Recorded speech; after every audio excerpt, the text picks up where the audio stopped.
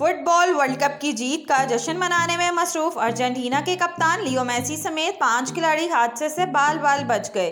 World cup 2022 की फातिहा team Argentina के खिलाड़ियों का वतन वापसी पर शानदार इस्तकबाल किया गया।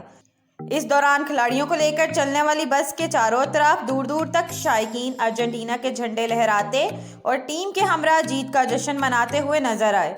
इस मौका पर बस के ऊपर वर्ल्ड कप ट्रॉफी थामे लियो मेसी और दीगर खिलाड़ी बिजली के तार से बार बार टकराते हुए बचे। गैर मुल्की मीडिया के मुताबिक लियो मेसी को बादजा इस वाक़ये पर हंसते हुए देखा गया।